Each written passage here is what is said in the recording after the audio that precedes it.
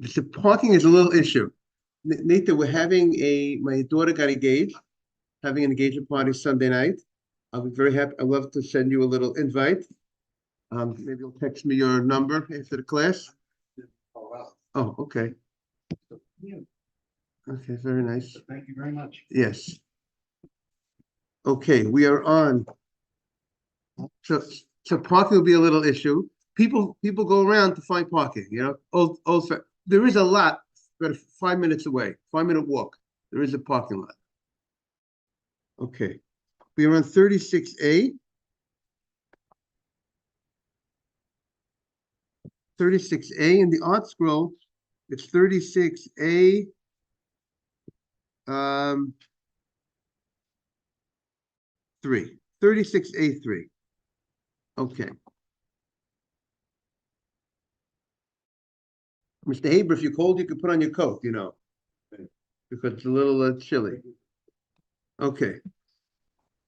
Okay, so the Gemara says the following. Omar Rabba, we are on 36A3, first column, bottom column. Omar Rabba. Rabbi Akiva, you have it, Ralph? Rabbi Akiva, Rabbi Shimon, Amr Dova Echad. Rabbi Akiva and Rabbi Shimon said the same thing. Now, a lot of times in the Gemara, you want to see if you have a halacha in a certain case, and you have another halacha in another case. Do those two halachas line up? Are they going on working with the same reasoning? And if this rabbi holds it over here and that rabbi holds it over there, if you could say that they both are united, they both are of the same opinion, that gives strength to that opinion, because that opinion is not a lone opinion. Your opinion is together with someone else. And so Rabbah finds two cases in the Gemara that he looks, his opinion, these two cases are similar, and they both are in agreement with each other. That's what he's going to say. He's going to say, but they're going to think that he's going to be counted. There's going to be a dissenting opinion to Rabbah's understanding. And what is the two things that he says have the two rabbis that are in agreement?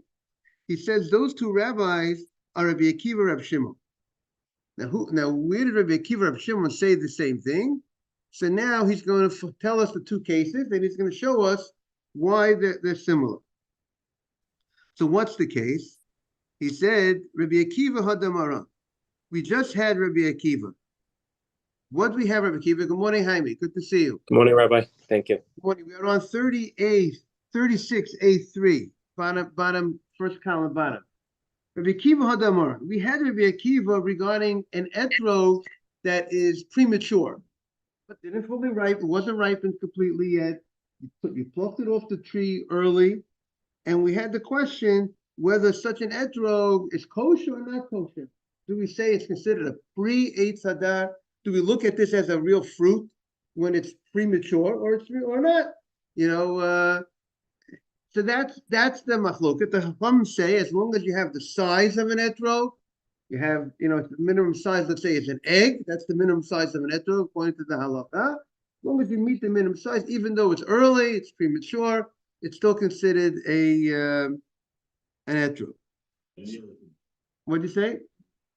I mean, I would have to have the other, whatever, some of the features of an etrog that, we spoke about, whether it's certain yellow of an etrog or green that's going to turn yellow, or certain other things of an etrog that, the other issues of etrog that, it can't be missing a piece, whatever the other conditions are. But as long as the issue here is everything else is fine except the growth, the size of the etrog, it's premature. And we say the Chacham say it's still kosher. But Rabbi Akiva says that etrog is not, we don't consider it a fruit. It's too early. It's not considered, you're not going to call that an etrog. You call that something, whatever. If the etrog is on the tree and it's so small, it's not an etrog. It's not called a fruit. That's the understanding of Rabbi Akiva. Now, what did Rabbi Shimon say? Rabbi Shimon Mahi, the Tnan, we learned in a Mishnah, Rabbi Shimon poteh et etrogim bekotno. If you have etrogim and they're very small, meaning so far they're not arguing on what type of case. It's premature, not ripened, the etrog, And the question is, do you have to take off Maaseh? Do you have to take off 10% to give to our good friend Ralph, our Levi, and Nathan? We got the Levium corner over here. So do you have to give 10% Maaseh of the produce? Now, there are certain laws about produce.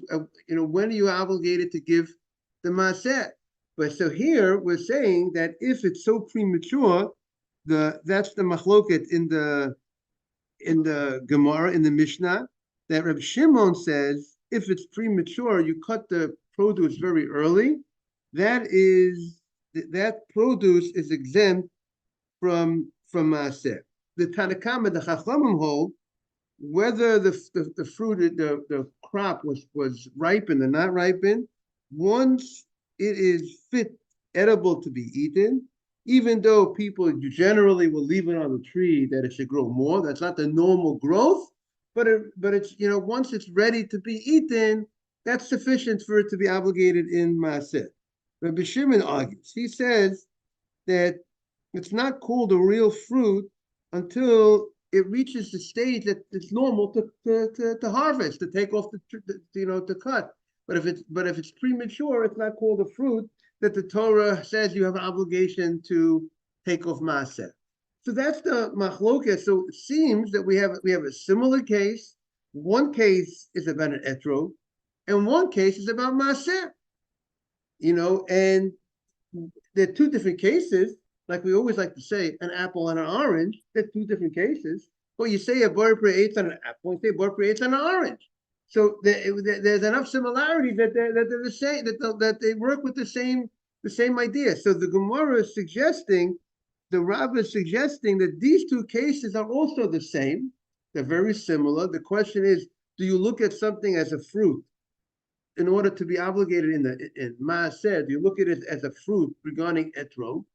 And if the same rabbi that says it's not considered a fruit regarding etrog would hold it's not considered a fruit regarding Maaseh, and he's working with the same reasoning, and therefore the Gemara is saying you can line up those two rabbis that they're both in agreement. The rabbi by Maaseh who says you're not obligated in Maaseh is in agreement with the rabbi who says you can't use it as an etrog.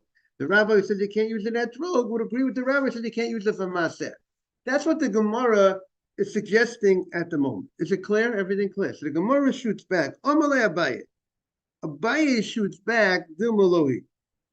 Abaye says maybe it's not. You're connecting the dots. You think they're connected. Maybe they're not connected. Why? Ad kan lo kom Rabbi Akiva hacha. Maybe Rabbi Akiva. Nathan used the word earlier. Hadar. Creates hadar. Has to be something unique about etrog.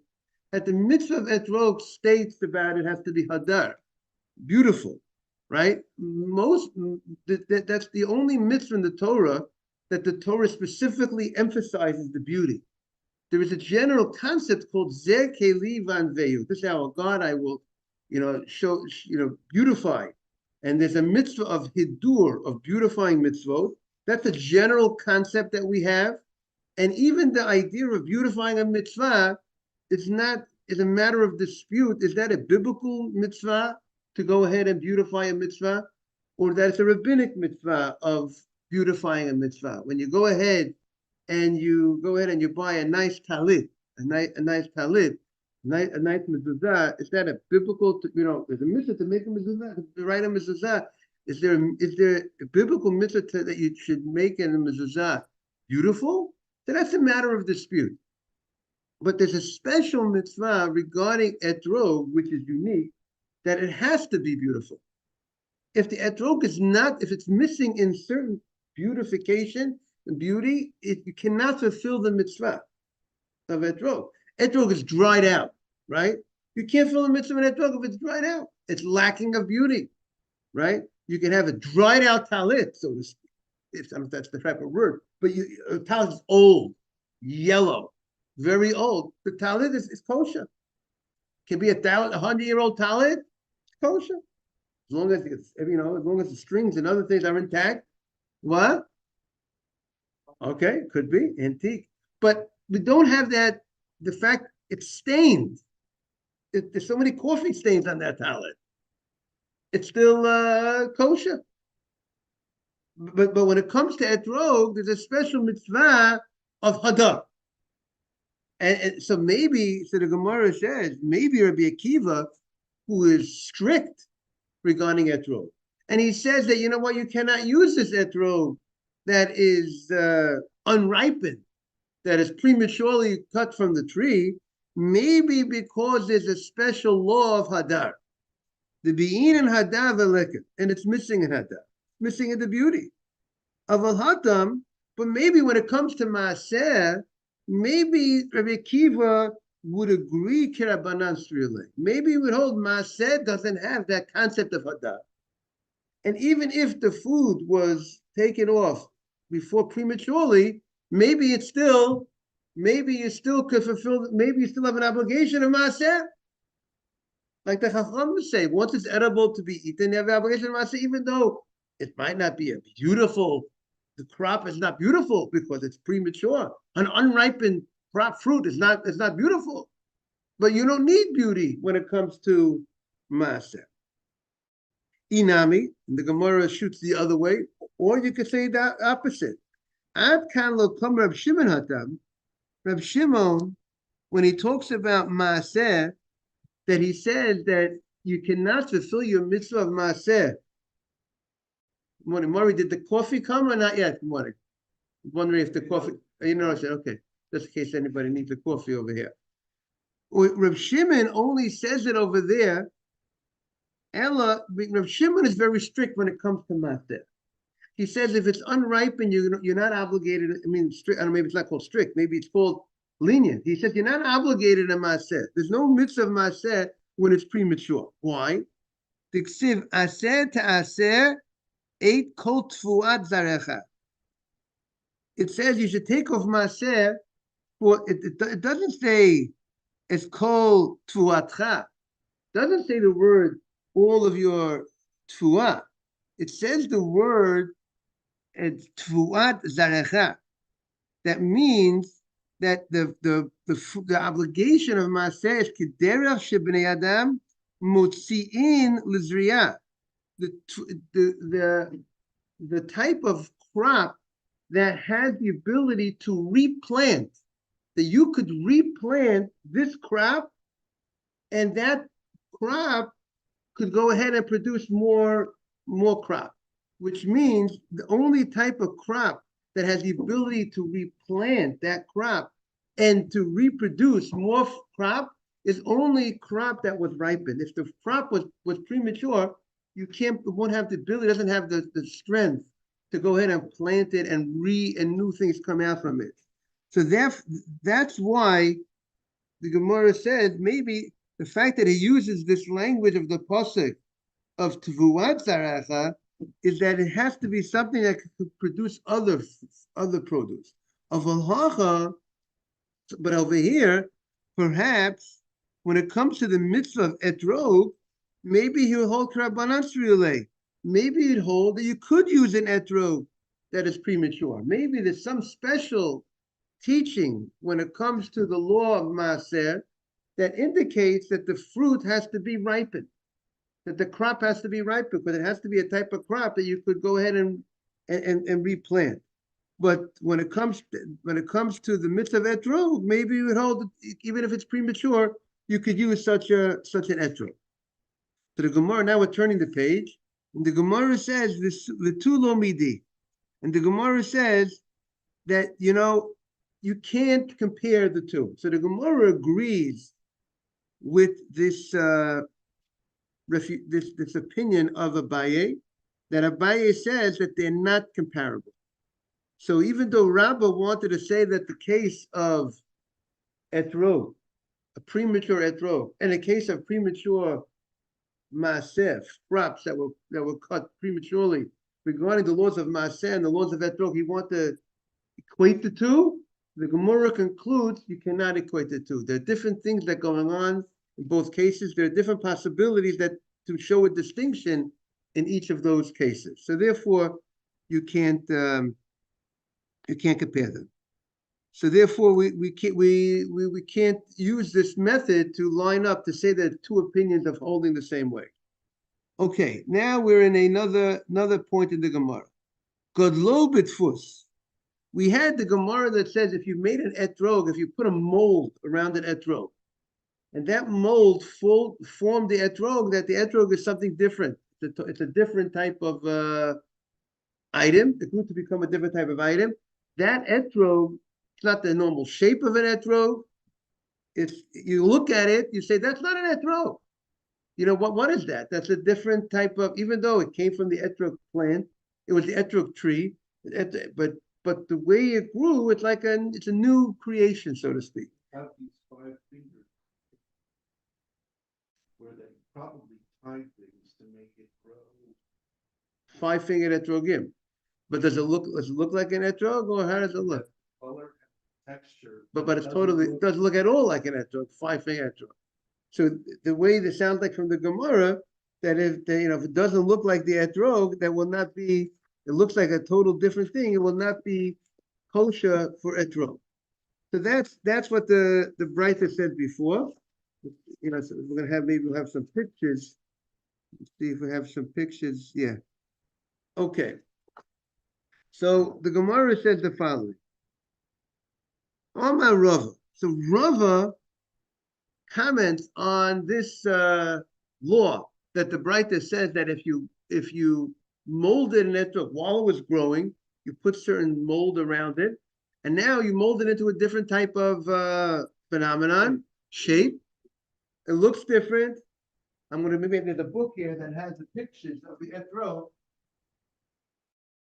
We're going to see. Maybe we'll see what about the no, on a regular etrog tree, everything, it's normal. If you wouldn't have put the mold, if you wouldn't have gotten involved, it would have came out to be a beautiful etrog. But now that you went ahead and you human intervention, so to speak, in that aspect, so you went ahead, and as a result of that, the etrog have a total different shape. So comes Rava. Now the language of the Breita. Look at the language of the Breita. You formed it in a mold, and you made it like a bria acheret, like some other type of creature. So the Gemara says it's invalid. So comes Rava. Rava comes the great Rava. As you know, in the Gemara we have Rava and Abaye, two great, like you have Beis Shammai, Beit Hillel, Rava and Abaye. They went at it. So Amar Rava. So Rava says, Lo shanu. This statement, this teaching of the Breita that says that it's invalid, is only ela kimin bria acheret. It's like a different creature. It doesn't look like an etrog.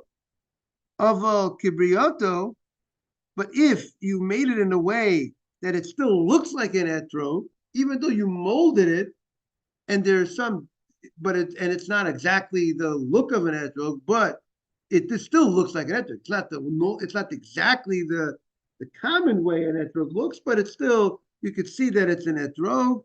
It has some certain features of an etrog. So then kosher. Then it's kosher. So that's what Rava comes to say. So Rava says, so the way they're translating over here is that Rava is saying when it has it doesn't look like an etrog at all is the problem. But if it looks like an etrog, then it's kosher. So the Gemara shoots back, Pshita. What is Rava coming to teach us? Pshita, it's obvious. Because this is exactly the language of the Breita. The Breita says, Kimin bria acheret. If you make it like a different creature, that's where it's no good. But if it's not like a new creature, if you could see that it's an etrog, it's still, you call it an etrog, it's kosher. So what is Rava's contribution? What is Rava teaching us by saying this teaching is only when you made it like a different creature? But if you didn't make it like a different creature, it's still kosher. That seems to be the statement of the Breita itself. So what is Rava coming to add? When the rabbi makes a statement, he's coming to tell us something that we didn't know before. So what is he coming to add? So the Gemara says he's come to add the following. He made the etrog, they look like boards in the etrog, the way and the way the Rashi says it's talking like a certain type of watermill. The way they made the watermill in a way that it's like, and then the pressure of the water pushes down like steps, and then this type of etrog that has these. If you look at the picture etrog, that all these grooves. It looks very similar to an etrog, right? They explain. So this, you see, he caused the etrog to grow in the shape of a water wheel. The water wheel, which has numerous broad spokes emerging from its central core. So this is also called the normal etrog. I mean, it looks pretty, like an etrog. So even though it has all these type of bumps in it in this way that looks like some type of boards. So nevertheless, Rav is teaching you, that's what Rav is saying. Rav is telling you that this is considered normal. This is considered in type of the etrog family, and you would be able to fulfill your mitzvah with such a etrog.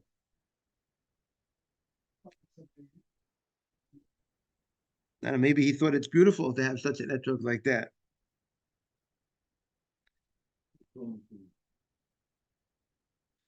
I mean, it's still not lacking in beauty with all those grooves. So you have all these deep grooves that are going from the top of the etrog to the bottom of the etrog, which is not the norm to have such deep grooves going in the top, in the etrog. So we're still nevertheless saying that these deep grooves is considered normal enough to be part of the etrog family, and you could use it.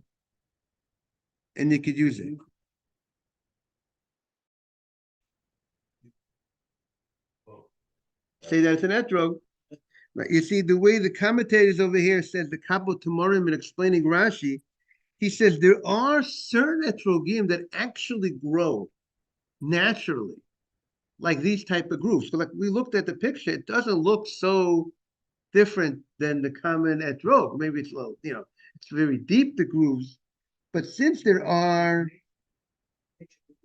right, that's very good. So he says there are certain etrogim that grow in this type of form, even though the vast majority of the etrogim do not grow that way.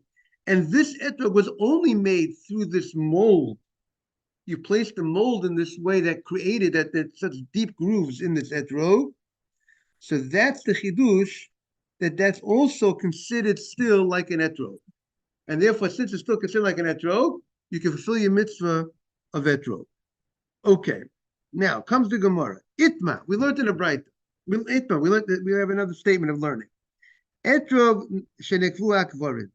An etrog that the mice bit into an etrog. Now, which we all know, certain types of places that maybe, the storage area where they were keeping the etrogim, after they cut the etrogim, and maybe the mice, they want something to eat. They went for the etrog, and they bit into the etrog. What's the status with the etrog? Omar Rav. So Rav says an etrog that was bitten by a mouse. Rav says ein zeh hadar. This etrog is not beautiful. It's a lack of beauty. And if a mouse bit into the etrog, it's a lack of beauty, and you cannot fulfill your mitzvah of etrog with such etrog. Now, so the Gemara shoots back. Eini, is that so? Is this true that an etrog that was bitten, meaning bitten by a mouse, it means there's something missing of the etrog? But and therefore you're telling me what's the issue? The Gemara is understanding at this point that the issue is just that the etrog is deficient because there's something missing from the etrog as a result of the mouse biting into it. Rav Chanina matabil day. Rav Chanina would take an etrog. Let's say an etrog, which some of the commentators explain before the holiday. You see, an etrog, when you buy an etrog for the holiday, you're designating it for the mitzvah. And once you designate for a mitzvah, you can't take the etrog during the holiday and use it for personal use and eating it. You can't use it for eating. You could technically smell an etrog during the holiday. There's a whole discussion about bracha on an etrog, when you smell it during the holiday or not. We'll get to that discussion about. Yes, after holiday's over, you can make jam, and many people do make jam. I think Rav Avadia Yosef, by the way, you should know, I once read Rav Avadia Yosef, he would go make the jam or something from the etrog, and they would give it to women to help them as a skulah for childbirth. And like one of the things that he did, even in his last year of his life or something like that, when he was very ill, that's something that he wanted, he went out of his way, what I recall, an interesting story, maybe someone to look it up, about making sure those women who were looking forward to hopefully help them skulah from the mitzvah, to give them from the etrog after the holiday. But during the holiday, you can't make etrog jelly with that etrog that you use during the holiday, that you're using, because you designated for the mitzvah. You can't eat it during the holiday. We designated it for jelly and etrog. Oh, okay, that would be a good question if you did, if you predid for both simultaneously. But we have to figure out now, Gemara, he actually ate some of the etrog.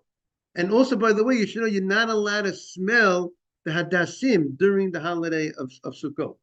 The hadassim are not allowed to be smelled. Why not? Because it's designated for the holiday for the use of the lulav, and it's not supposed to be used in its normal use.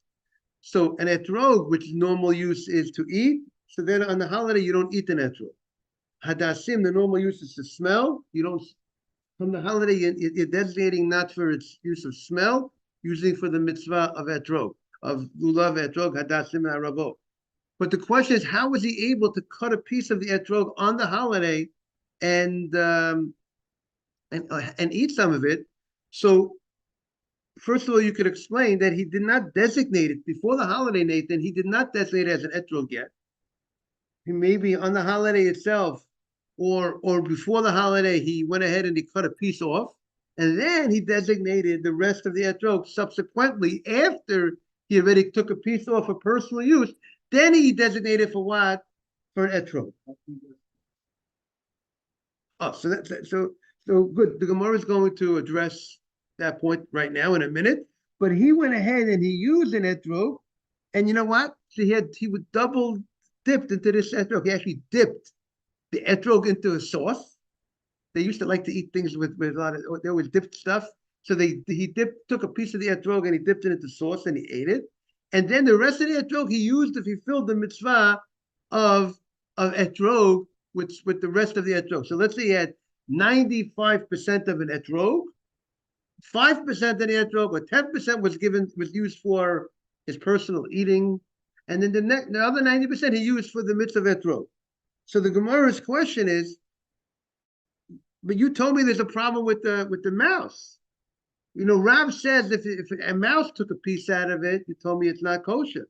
But if Chanina went ahead and we see he took a piece out of it and he ate from it and he used it. So how do we explain these two phenomena? But then the Gemara shoots back Nathan's question. But what do you mean? The Mishnah stated if a part of an etrog is missing, you can't fulfill the mitzvah of etrog. So how could he fulfill the mitzvah how could he cut off a piece of an etrog, eat it, and then designate it for etrog and use the other 90% for the mitzvah of etrog? It looks like an etrog, Mr. Haber. It's just missing a little piece. It's a little cut, a piece of an etrog. You cut a piece of etrog off, it's still an etrog. So he says, but how could he use it? It's missing. The Gemara says, but our Mishnah says if something is missing, you can't use it as a mitzvah etrog. So to that, the Gemara says, hey, it depends. First day of the holiday or the other days of the holiday. This law that if an etrog is missing a piece, something is missing, any amount of an etrog is missing, right, Jaime? Any piece. You got to be careful not to take any piece of the etrog off. It's only the first day of the holiday do we say if something is missing. We're extra strict the first day of the holiday, where there's the biblical commandment of taking an etrog. So there, and the Torah says, "L'kachtem lochem, Kachtem, the language of Tam, it should be complete. But other days of the holiday, second day of the holiday outside of Israel, maybe might be more strict like the first day, but the other days of the holiday, you can be lenient. Doesn't even a little piece, a little chaser is missing, a little it does not invalidate an etrog. As long as you still have the size of an egg of an etrog with you, you're still good. It's still an etrog. So the bishlam can be yom tov rishon, can be yom tov sheni. It depends. It's the first day of the holiday or the second day of the holiday, or after the first days of the holiday. But Elul Rav kosher. But according to Rav, that Rav says that an etrog that's missing. Rav says that if something, Rav said that when the etrog was bit by the mouse, Rav said that etrog is no good. Why did he say it's no good? So the Gemara is understanding because it's missing a piece. But if it's missing a piece, we see kosher. We see that the fact that it's missing a piece is not a problem because if Hanina actually cut off a piece and he ate the piece with his sauce. Right. So exactly. So when did he eat it? So it has to be exactly what Ralph said. Rav Hanina, when he cut off the piece, when he ate that etrog with the sauce, he ate it not on the first days of the holiday. Because the first day now he couldn't use that etrog because it was not complete. So he used it the other days. So why is it that the etrog that was bitten by the mouse, the Rav said you can't even use it the rest of the holiday, throughout the holiday. So here the Gemara says a very important point. And this is a very halachic point, that there's something called chaser, an etrog missing something, and there's something called lack of beauty. So lack of beauty is different than, we're more strict. Many opinions hold in halacha that they make a distinction between something being missing and something being lack of beauty. Lack of beauty is worse. The fact that a piece, everything is intact, everything is beautiful, but it's missing, it's fresh, it's everything, but it's missing a little piece, you can't use it the first day. But the other days you can use it. But when it comes to beauty, if it's lacking in beauty, it's dried out, it's a mouse bit into it. A mouse bit into it, there's a different issue. It's not just the issue, okay, it's missing, but that's not the sole issue when the mouse bites into it. The other issue is that it's lack of beauty. And when it's lacking beauty, that's a disqualification that would apply to throughout the holiday. So this is that not all Rishonim agree. The Rambam has a different approach. He treats the lack of beauty and missing both as the same, which would apply most for the first days. But however, other opinions in the halacha say no, we're more strict when it comes to beauty the rest of the holiday. And here, this is a lack of beauty. Something that a mouse bit into, that's, so to speak, a disgusting type, that's a lack of beauty. And therefore, it's missing in Hadar, and therefore you can't use it for the mitzvah. Ikadi Now the Gemara had another different approach. There's a different approach. Have a great day. There's a different approach. Others say the following. Omar Rav, there's a different opinion in what Rav said. We had Rav recorded as saying that you cannot fulfill your mitzvah of etrog with an etrog that was bitten by a mouse, right? That was, right, Mr. Haber? That's what we had on record. But now we have a different version of what Rav said. There's some that said that Rav said Zerhada, that Rav says that this etrog, that even though it was bitten by a mouse, it is still kosher. And I said, the Taz writes that it's not logical to say that the etrog that was bitten by a mouse is not disgusting. Morning, Ariel. It's very, you'll ask anybody, they'll tell you if a mouse bit into an etrog, and especially today, people will be concerned about diseases or other things that the mouse might have. Rather, the question is, if after the mouse bit from the etrog, you cut off that little piece of the etrog that was bitten by the mouse. That's what the Taz says. That is the discussion here in the Gemara. The first version of the Gemara was that if the mouse bit into the etrog Ariel, even though you cut off that piece that the mouse bit, but the fact that the mouse bit from it is lacking in beauty. Now, that's the approach of the Taz. There is a different approach of the Gra of the Vilna Gaon that he holds that only that the second opinion would actually, it sounds like, would hold even if you didn't cut off the piece.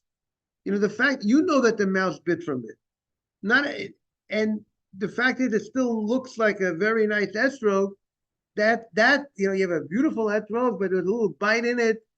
You're not eating the etrog. You're taking the etrog. Yes, you're doing a mitzvah. You want to do a mitzvah in a beautiful fashion, but his opinion, the other approach is that it's still not lacking in beauty. You look at it, okay, it has a little something. It's not, but it's not enough. It's not like an etrog that's dried out. It's not missing enough to say that it's that it'll not be able to fill the mitzvah. Again, that's the two opinions. The first opinion says, so we have three possibilities. First possibility is the first version of the Gemara is you cannot fill your mitzvah with an etrog that was bitten by a mouse. The second version of the Gemara is Rav says you could fulfill it, and there's two different opinions. Is that only if you actually cut away that piece, or even if you don't cut away that piece, he would also say you can fulfill the mitzvah. So the Gemara says, on the second version of the Gemara says the following. You could use this etrog that was bitten by a mouse. The Rav Chanina matov enough of it, because Rav Chanina, we see he cut off a piece, so something was missing from the etrog, and he fulfilled the mitzvah. So if the mouse bit into the etrog, it's missing, but you can fill the mitzvah. Rav Chanina kosher matitin, but what does he do with the Mishnah? The Gemara says, look, kasha. Meaning the Mishnah says if something is missing, you cannot fill your mitzvah. The Gemara says it depends. The first day or the second other days. The first day of the holiday, we're more strict. Therefore, there's many halachot of the etrog of the first day. You have to own it the first day. You can't borrow an etrog the first day. Because there, if it's missing a piece, you can't use the etrog. But the rest of the days, use the etrog. I want to wish everyone a beautiful Shabbat. Look forward to seeing everybody on Monday. And thank you all for coming. Thank you, Rabbi. Shabbat Shalom. Thank you too. Shabbat Shalom. Thank you. Thank you very much, Mr. Haber. All the best, everybody. Thank you, Henry.